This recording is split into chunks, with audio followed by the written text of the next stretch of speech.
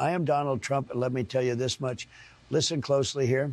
My father, Fred Trump, who had amassed a huge fortune with a lot of shady dealings, with a lot of sketchy characters, built many fantastic, huge buildings all throughout New York, regardless of how he did it. He was a winner, and I am a winner. My father taught me something real important, how to lie to people. He would make up this fictional character named Mr. Green and call the media, like father, like son, right? In the 80s, I made up a fictional characters by the name of John Barron. By the way, I have a son named Barron. That is no coincidence. And another character I made up named John Miller, who were both fictional Trump representatives. I mean, how real could they be? I don't pay people now, and I didn't pay people then. So how would I have someone that works for me call on my behalf? I would call the papers pretending to be these guys. I called Forbes magazine and pretended to be John Barron, VP of Finance and a representative of the Trump organization. This was when my father was still head of the organization.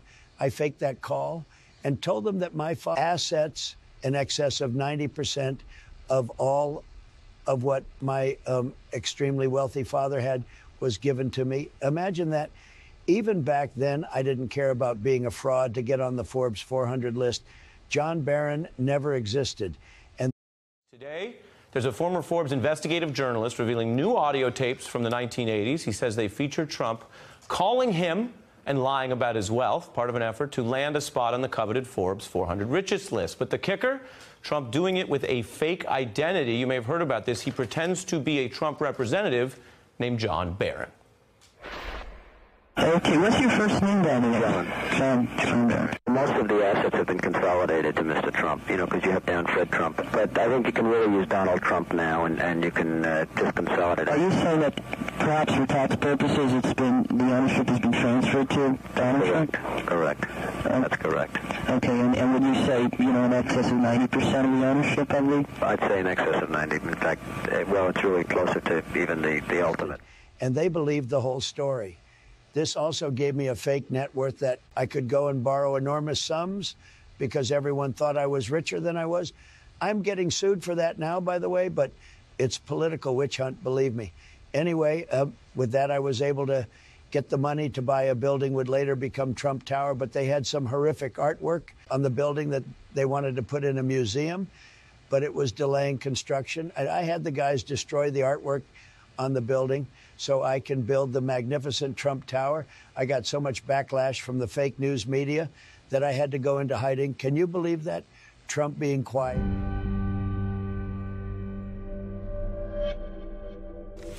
It happened in 1980. Donald Trump was looking to make his mark in Manhattan real estate. And Donald came upon this site which had the Bonwit Teller building on it. It was kind of a landmark building. It was next door to Tiffany's. He loved it. It was to be called Trump Tower, 58 stories of high-end retail and high-priced condominiums. But before he could begin construction, Trump had vowed to preserve two valuable sculptures. And these were absolutely beautiful Art Deco sculptures that had been promised to the Metropolitan Museum. It was delaying Trump's construction. So he brings in a gang of workers to just break the stuff up, and boom, dust, gone forever. The press was all over him. Trump suffers a major hit in his reputation in New York because people see this as an act of vandalism.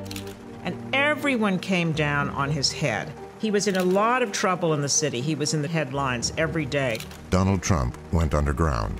Repeated efforts over the last 3 days to reach Mr. Trump have been unavailing. But the press would hear from John Barron. John Barron, a vice president of the Trump Organization, said 3 independent appraisals of the sculptures had found them to be without artistic merit. There was a Trump spokesman, John Barron, who called the press and explained why these things couldn't be preserved. John Barron said the merit of these stones was not great enough to justify the effort to save them. And it was his first employment of this fake persona. Trump had learned the tactic from his father, Fred Trump, who sometimes used the name Mr. Green. He was Mr. Green. Fred was, when he called up and asked questions. He said, "This is Mr. Green." And Donald was later John Barron. So true. So Who did I call to save me? John Barron. I used my fake persona to call the media and tell them that the artwork was worthless and was useless, and they believed that too. And another time in particular, I called People magazine under the fake name of John Miller and said all the women and all over the world were calling me. And then imagine how stupid they had to be to believe that later I started developing Atlantic City. Besides the bankruptcy and the buildings now being reduced to rubble, it was an enormous success. I got into the USFL, which was also something I touched and it failed. I was in debt for millions and probably billions of dollars, and that's when the best thing that ever happened to Donald Trump happened. The Apprentice, they paid me millions and spent many millions to make a huge failure look like success. I had very little to do with it. I was terrible at it. It took the whole staff to keep the show going. I couldn't read from the cue cards because the words were so big. When I see a big word, I get nervous and shit my pants. They had to cut the shooting of the video and change my diaper like a baby. The Apprentice should have been called The Shit Show because I was shitting myself very loudly and very smelly. I mean, the boom mic would have tears in his eyes holding the microphone.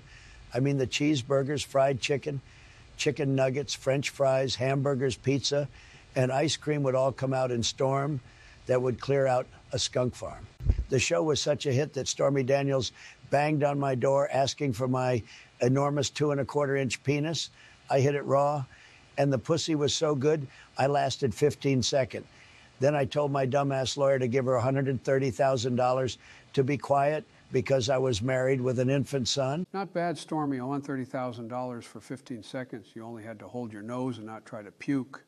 I was at Lake Tahoe playing golf when Stormy felt the storm of Trump that night, I tell you. So I started buying up golf courses when they were worthless, abandoned pieces of land. And guess what? They are still worthless, but now I play them, and I am the greatest golfer who ever lived. I tell you, I spent 20% of my presidency playing golf. That's how much I respected doing the job of president. Anyway, my golf handicap is a 2.8, and Jack Nicklaus is a 3.5. Yes, I am better at golf than Jack Nicklaus. Unless 2.8 mean when I have on my golf outfit, my stomach hangs 2.8 feet over my belt. I've won the club championships at all of my golf courses. How do I do that? I play by myself and call myself the champion, and I cheat at golf like no one has ever cheated before.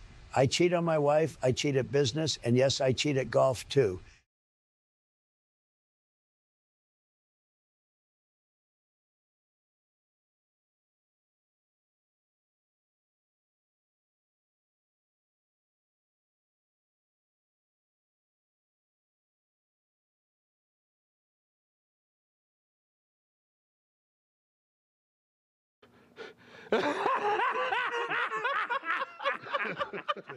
Most people don't know this, but I was a Democrat for years until 2008. I wonder what happened then to make me change my mind. Oh, yeah. Obama won. That was affirmative action at its best.